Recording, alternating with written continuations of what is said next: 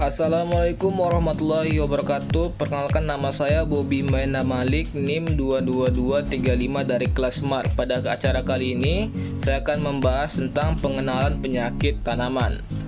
Untuk pengertian penyakit sendiri adalah dapat diartikan gangguan terhadap tanaman yang disebabkan oleh patogen dan non-patogen yang menyebabkan terganggunya proses pertumbuhan pada bagian-bagian tertentu. Alat yang digunakan berupa alat tulis, buku, dan kamera. Untuk bahan yang digunakan berupa tanaman terserang patogen, bonggol pisang, daun kopi, dan daun cabai. Cara kerja yang pertama itu bakteri. Bonggol pisang dipotong di bagian yang diduga terinfeksi oleh bakteri dan dicelupkan ke dalam gelas yang berisi air. Setelah itu bisa dilakukan pengamatan. Apabila bagian bonggol pisang yang dipotong tersebut mengeluarkan cairan bening, maka diduga dalam bonggol pisang tersebut terdapat bakteri. Kedua, jamur. Menggunakan daun kopi yang bergejala karat atau kering. Amati gejala serangan secara makroskopis serta amati hifa dan spora jamur penyebab penyakit karat daun secara mikroskopis. Yang ketiga, virus. Menggunakan daun cabai. Amati gejala serangan virus pada daun tersebut. Daun menguning, keriting, mengkerut, serta dapat terlihat adanya kutu kebul berwarna putih di bagian bawah daun. Jamur. Gejala. Pertama, serangan jamur menyebabkan akar menjadi busuk. Lalu gejala serangan yang tampak adalah daun-daun yang semula tampak hijau segar berubah menjadi berwarna hijau gelap kusam. Layu akhirnya kering dan gugur, kemudian diikuti kematian tanaman. Penyebab penyakit layu pada tanaman kopi disebabkan oleh jamur Fusarium cilarioides. Ini merupakan salah satu jamur yang tergolong dalam kelas Ascomycetes. Penyebaran inokulum Fusarium cilarioides yang sudah tinggal di tanah, sampah, atau sisa-sisa tanaman lain kemudian akan menyebar dengan bantuan air, udara, tanah, dan aktivitas manusia. Sebarannya akan mencapai tanaman-tanaman lain yang berada di dekat inokulum tersebut. Pengendalian jamur ini bisa menggunakan pemakaian bibit tanaman kopi yang berasal dari daerah-daerah yang sama sekali belum pernah terjangkit penyakit layu. Lalu perendaman bibit tanaman kopi menggunakan fungisida sebelum dilaksanakan penanaman di lahan budidaya. Lalu tanaman yang terserang berat atau telah mati harus segera dibongkar.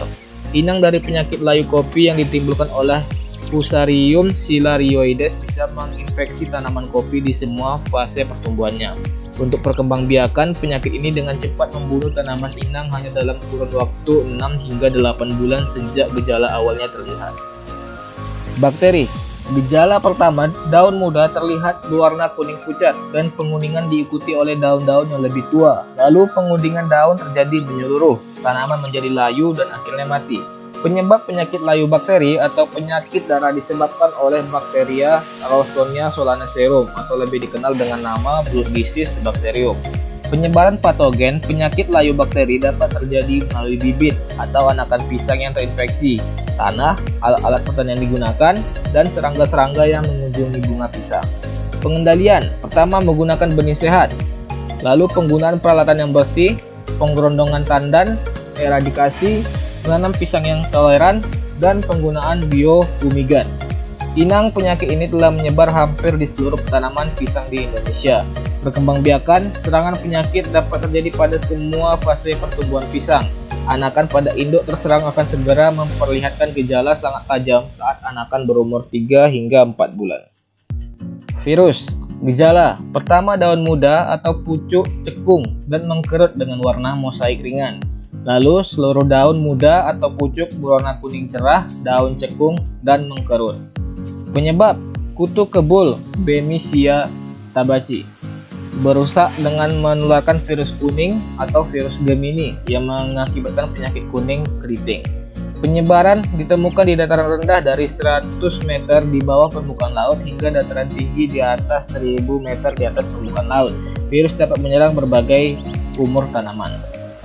Pengendalian, gunakan varietas toleran atau tahan, menggunakan benih yang berkualitas, lalu penggunaan persemaian yang benar, imunisasi tanaman muda, pengolahan tanah, dan pemupukan berimbang, penggunaan mulsa plastik hitam perak, penanaman tanaman penghadang, sanitasi, dan pencabutan tanaman yang sakit. Inang, penyakit ini telah menyebar hampir di seluruh pertanaman cabai di Indonesia. Perkembangbiakan virus ini dapat ditularkan secara mekanis melalui cairan perasan tanaman sakit, gesekan antar daun yang sakit, dan daun yang sehat.